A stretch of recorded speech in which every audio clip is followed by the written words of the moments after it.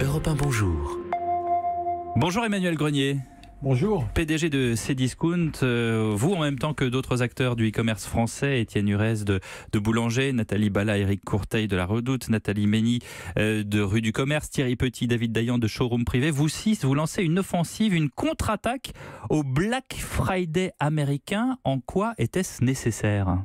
Alors, vous connaissez tous le Black Friday, oui, cette fameuse opération. Un grand jour de promotion fin novembre, le dernier vendredi de novembre chaque année, en pleine période de Noël, qui a fait un carton l'an dernier.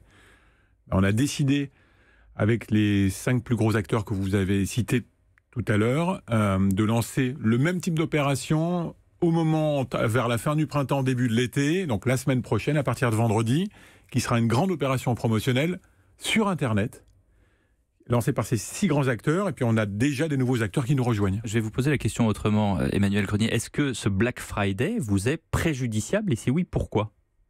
Le Black Friday du mois de novembre. Le Black Friday américain. Bah écoutez, non. Est-ce qu'il euthanasie le e-commerce français ? Non, absolument pas. C'est une remarquable opération commerciale qui a lieu en fin d'année, qui a battu tous les records l'an dernier. Et on en fait un pendant en été. Et surtout, ce qu'on voulait démontrer ici, au-delà d'offrir des promotions à nos consommateurs et nos clients, c'est qu'on était dynamique et que le e-commerce français était dynamique. Ce sont des opérations d'habitude qui viennent des États-Unis, c'est maintenant des opérations qui viennent de Chine. Ouais. Le e-commerce français, voilà, le e-commerce français et l'internet en France. C'est le Francis Back d'Emmanuel Macron. Vous vous rangez là-dessus ? Exactement. Et le e-commerce français et le numérique en France est un des e-commerce dans le monde qui est le plus dynamique. Et on voulait en parler, on voulait le dire à l'ensemble des Français aussi. Ça veut dire qu'il a beau être dynamique et ça ne se sait pas. En tout cas, il est très dynamique. Il y a plus de 200 000 sites en France. C'est un secteur qui fait 80 milliards de chiffre d'affaires et bientôt 100 milliards. Ouais. Et ça ne se sait pas assez. Alors, le Black Friday, donc ça c'est d'un côté. Et votre offensive, ça va s'appeler comment ? Est-ce qu'il y a un nom ? Alors, oui, il y a un nom. C'est les French Days. Mais c'est complètement débile, les French Days, parce que c'est un nom anglais. Écoutez, il y a un, French, parce qu'on était des Français. Deux, il y a un côté impertinent. Oui, mais pourquoi est-ce que vous faites un titre anglais et pas français ? Puisque c'est le e-commerce. C'est ça que je ne comprends pas. Justement, pour ce côté impertinent, à la française, qui était... c'est la revanche. Exactement, il y a une dimension... Tous ces noms sont des noms anglais. Et donc, on est des Français. Il y avait French Tech.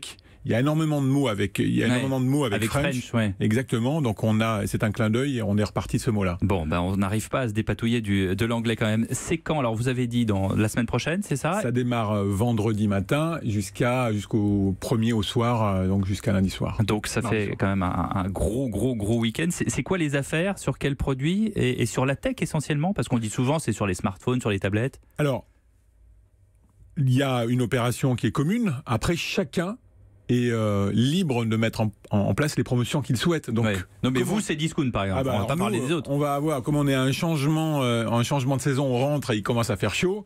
C'est évidemment tous les produits de mobilier de jardin, tout le plein air, de la mode. Et puis, évidemment, on arrive à la Coupe du Monde dans 1 mois et demi. Donc c'est toutes les télévisions. Là, on arrive au pic de vente de télévision. Donc ça c'est vraiment les produits qu'on va pouvoir voir. Est-ce que par ces opérations, vous êtes à même d'accompagner des entreprises françaises ? Je pense par exemple au slip français, mais pas seulement. C'est-à-dire il y a des nouvelles comme ça, start-up qui...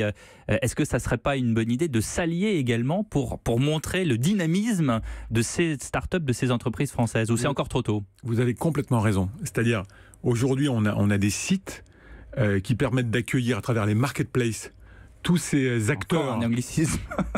Les places de marché. Alors, je vais le dire en français, les places de marché. Je lutte depuis 5h du matin là, contre les anglicismes, c'est très compliqué.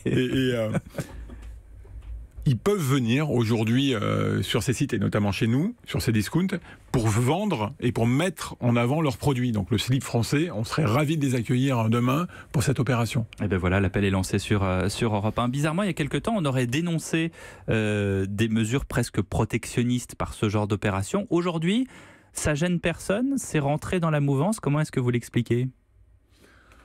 Écoutez, il n'y a pas de... Ça nous semble assez naturel à partir du moment où on est un canal de vente, c'est un terme un peu technique, mais en tout cas, il y a une révolution numérique.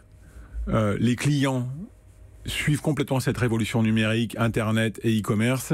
Et c'est un mouvement de fond, donc on a répondu aussi à une attente globalement des clients qui viennent acheter sur Internet. Oui, donc aujourd'hui, politiquement, là où certaines personnes diraient, voilà, la French Tech se met dans un ghetto économique, là c'est pas vraiment le cas, hein.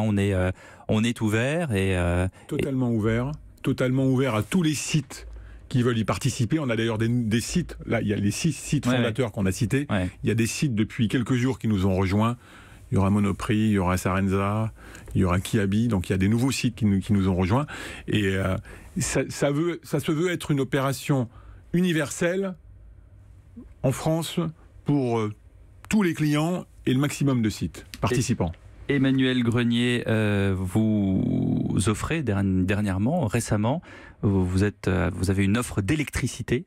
On apprend que Total rachète Direct Energy. Est-ce qu'il y a de la place encore sur le marché pour un petit comme vous, sans caractère péjoratif? Il y a toujours de la place quand vous savez trouver votre place. Et notre place, Cdiscount, c'est démocratiser l'accès aux produits et aux services. Et donc, ce qu'on a fait dans l'énergie, c'est de rentrer avec une offre qui est la moins chère du marché, puisqu'on a expliqué qu'on était, et c'est la réalité, à moins 15% par rapport aux tarifs réglementés. Donc on est les moins chers, et à chaque fois qu'on rentre, qu'on vend un nouveau produit, ou qu'on vend un nouveau service, on rentre en étant les moins chers, et ce qui est le cas là. Et donc, ce rachat ne vous fait pas peur? Ce rachat ne nous fait pas peur, parce qu'on a un positionnement qui est le bon, et on a une offre qui se vend très bien. Et vous pourrez trouver votre place, comme vous l'avez dit. Et elle est trouvée. Et elle est déjà trouvée. Elle est déjà trouvée. Merci beaucoup Emmanuel Grenier, PDG de Cdiscount, d'avoir été avec nous. Europe 1.